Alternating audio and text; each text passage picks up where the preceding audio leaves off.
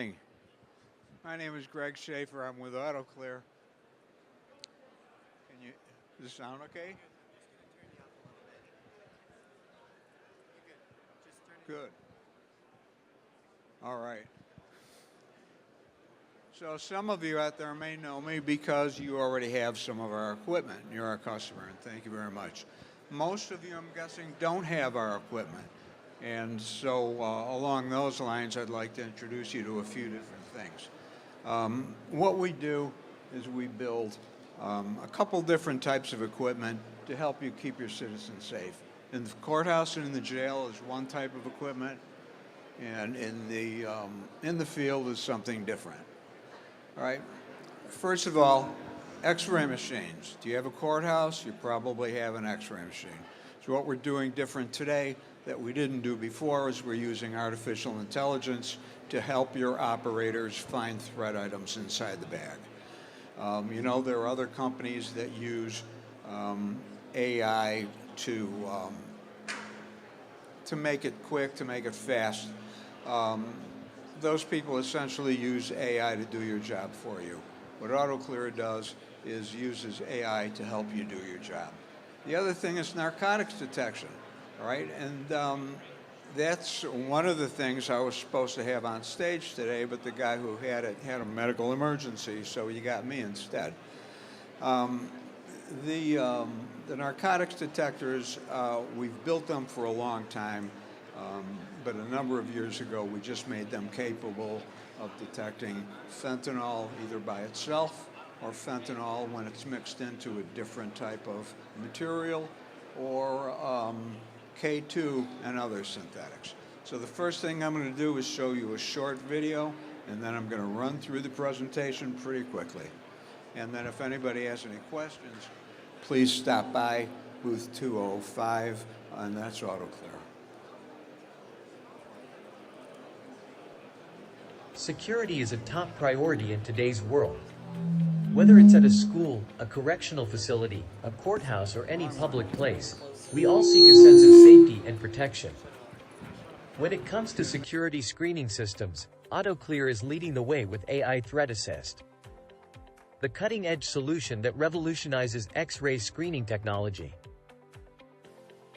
With AI Threat Assist, you can now have an extra set of intelligent eyes to detect potential threats such as guns and knives in X-ray images. AI Threat Assist can alert operators to the possibility of hazardous materials by enclosing them and displaying warning messages. Even hidden threats that may be difficult to spot will not go unnoticed.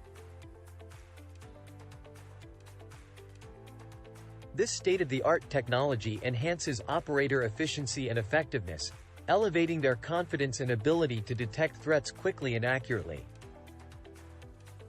If you have an optical X-ray on-off sensor option and enable the X-ray always toggle mode, you can press the X-ray button once, and the belt will continue running without having to hold down the X-ray button. In this mode, the X-ray sensors detect when an object is entering the tunnel. They automatically turn on the X-rays to scan the object and then turn off the X-rays when there are no more objects in the tunnel. With AI Threat Assist, you can also enable the warning message setting so that whenever AI Threat Assist detects a potential threat item, it will automatically stop the conveyor belt and display a warning message that must be manually cleared by the operator before the belt can be started again. This can help improve effectiveness, for example in the event of a distracted operator. But that's not all. Our collaborative approach ensures that AI Threat Assist is customized to your security needs, adapting and learning new threat items to maximize your safety. AI Threat Assist is easy to use, customizable, and reliable, with dedicated customer support worldwide to help you every step of the way. Don't leave anything to chance when it comes to security. Discover how Autoclear's AI Threat Assist can support your threat detection needs by visiting Autoclear.com or calling Autoclear today. Okay, so that's what you get from our marketing department. What I'm going to do now is tell you what happens in real life. And I hope you don't mind that I stepped off the stage, but I feel better down here. with all of you, the people that I'm going to work with. So AI Threat Assist. When I say this, it's supported on all our DVS machines. DVS is our newest machine. Those of you who have some of our existing equipment, unfortunately, it just doesn't work. You can't do it. The computers are too old, and I apologize for that. But if any of you has a machine with the DVS notification on it, that works. The AI Threat Assist is a black box, right? We don't use any of the processing power from the machine to run the AI, right? It's all held in the black box. That's good technically, but what it really means to you out there, if one of you buys a machine with Threat Assist, with AI, and one of you buys a machine without AI, you get the same machine. You're both getting the same technology. Nobody's getting cheated because you didn't want to try out the artificial intelligence. We refer to it as a second set of eyes, and that's one of the things that I agree with marketing on. It's just like somebody looking over your operator's shoulder. People get distracted. There are reasons why they don't see a threat item. They may be perfectly capable, but sometimes they just miss it. So we're working with your people that way. Layering technology. You know, the big guys that do everything for you, they have their equipment there, and they have one technology that does the job for you. Now, my boss hates when I say this, but every technology is going to fail, all right? Nothing's going to work 100%. So with Autoclear, the AI operates, and at some point, some threat item is going to go through, and you know, we're not going to see it. But the other layers of technology that are running on the machine are probably going to see it. So your likelihood of finding the threat item is still pretty good, even if the top level technology doesn't pick it up. And because it's artificial intelligence, we upgrade your machine. We upgrade your software for as long as you own it, because we're constantly working on it, adding items, adding threat items, adding to the library, and you'll get those upgrades about every year. Just some examples. I'm not going to show you a gun because anybody can find a gun, okay? But here we've got, you know, a little knife. Oh, that's interesting. So here we have a knife. Looks like my son's Cub Scout knife or something. Yeah, that can be a little bit hard to find, right? But here, this one is a little bit more difficult, right? Because maybe it's a knife, I don't know, maybe it's a common everyday item, just standing up on edge, we don't know, all right? But the AI will still put a box around it and tell you to stop, take a better look at it. And then here's the best example I can give you, because those were test images. This image here is a screenshot from another trade show, and this was taking place in 2001. Some guy brought a knife, a ceramic knife, he stuck it underneath a laptop, and he put it through the machine that we had at the show, right? And we hit on it, right? That gives you a pretty good example of an item that might be hard for your officers to see, but nonetheless, we'll still be getting them, and you'll be able to keep the threat item out. So that's it. Everybody knows X-ray. If you need more detail, please come to my booth and we can go through more detail. The other reason why we're here is, you see, everybody's talking about it now, fentanyl deaths. Since 2010, 2015, there were almost never any fentanyl overdoses, and now it's the leading cause of fentanyl overdoses. So why does that happen?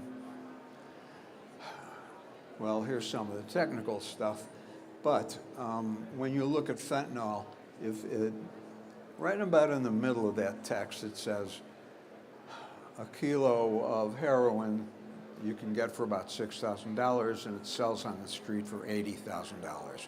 Okay, that's a good profit, right? Not bad anyway, all right? But fentanyl, $6,000 worth of fentanyl gets you $1.6 million, all right? So fentanyl, you know, I don't care what they say about, you know, how it adds to the drugs and everything, all right?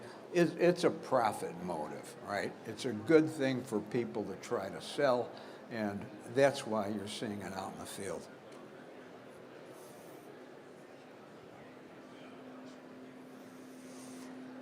Now, the first bullet point you see there, and it says this is custom designed for trace detection. At Autoclear, right from the very beginning, we have always thought that if you want to screen for explosives, you'll do a better job using a dedicated explosive detector. If you want to screen for narcotics, you'll do a better job using a dedicated narcotics detector. And that's what we do. We build ours dedicated to the tasks that they're supposed to accomplish. And how do they work? Instead of looking for every single formulation of every drug you could ever have, what we do is look for the background drug, right? And then we take all the formulations that are in that drug and we put it into a family, you know, meth, cocaine, THC, heroin, and now fentanyl. You get everything that way, all right? Whatever narcotic it is you see, whoever invented that narcotic, they're going to try something different. They're going to put something different into it, try to make it a little bit more strong, give the users a little more bang for the buck. But nonetheless, whatever they do to change it, it's not going to change this diagram that you see here. Now, the synthetics are different because, you know, synthetics can be anything, all right? But I do have, and I'll tell you about this later, personal experience seeing that we detect K2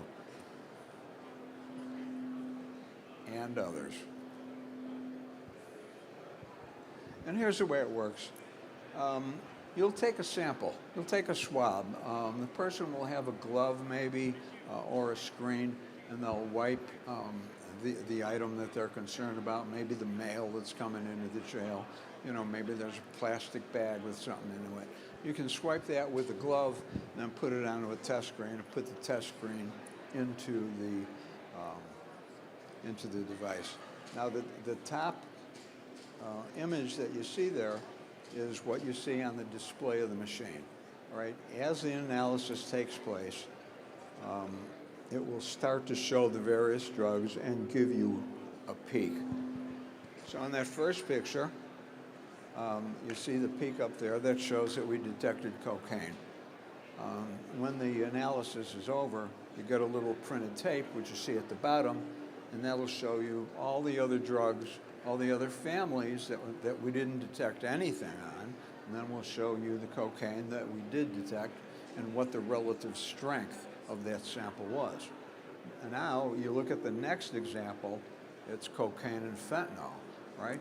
As the equipment starts to move, you'll see you got that first peak for cocaine, but a little bit later you'll get the second peak for fentanyl.